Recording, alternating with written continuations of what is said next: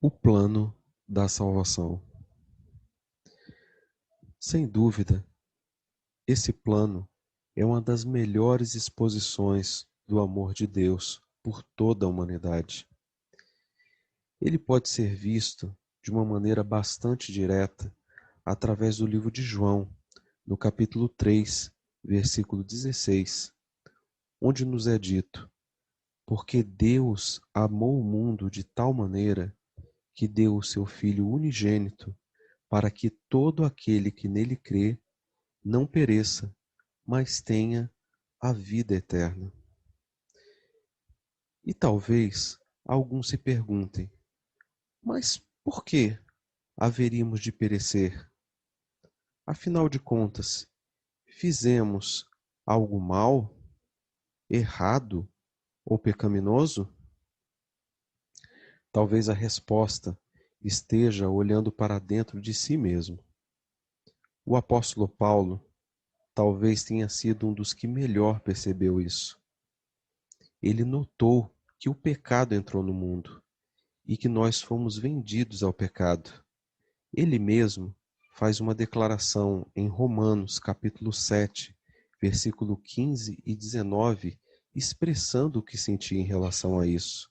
Diz ele: pois o que faço, não o entendo, porque o que quero, isso não pratico, mas o que aborreço, isso faço.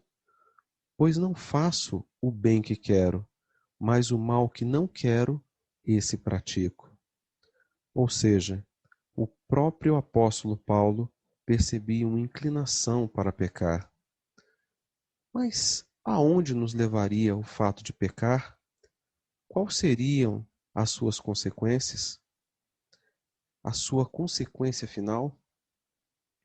O apóstolo Paulo também nos apresenta essas consequências através do livro de Romanos, no capítulo 6, versículo 23, onde nos diz: porque o salário do pecado é a morte, mas o dom gratuito de Deus é a vida eterna em Cristo Jesus, nosso Senhor. Ou seja, a consequência do pecado é que ele nos leva à morte, mas o verso nos dá a entender de que o presente de Deus, através de Cristo, é a vida eterna que nos é ofertada.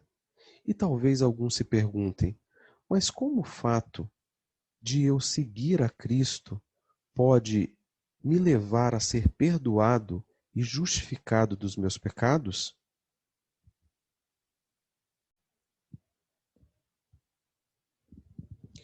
É aqui que entra a justiça e solução divina, conforme podemos ver descritos no livro de Romanos, capítulo 5, versículo 19. Porque assim como pela desobediência de um só homem muitos foram constituídos pecadores, assim também pela obediência de um muitos serão constituídos justos. Ou seja, através de um só homem, Adão, muitos se tornaram inclinados ao pecado e se tornaram pecadores. Mas agora, através de um só homem, Cristo, muitos poderão ser constituídos justos. Vemos aqui a maravilhosa justiça e solução divina para o pecado. O que fez Deus, então, diante do plano da salvação? Atuou de forma maravilhosa através do Pai, do Filho e do Espírito Santo. Como já vimos, o Pai atuou de uma forma magnífica dentro do plano da salvação, relatado em João, no capítulo 3, versículo 16. Porque Deus amou o mundo de tal maneira que deu o seu Filho unigênito, para que todo aquele que nele crê não pereça, mas tenha a vida eterna. Vemos também a atuação do Filho através da primeira carta de Pedro, capítulo 2, versículo 24, onde nos é descrito: e levando ele mesmo os nossos pecados em seu corpo sobre o madeiro, para que, mortos para os pecados, pudéssemos viver para a justiça, e pelas suas feridas fostes sarados. O Espírito Santo nos é descrito sobre sua atuação também no livro de João, capítulo 16, versículo 8. E quando ele vier, convencerá o mundo do pecado, da justiça e do juízo. O que precisa então o homem fazer?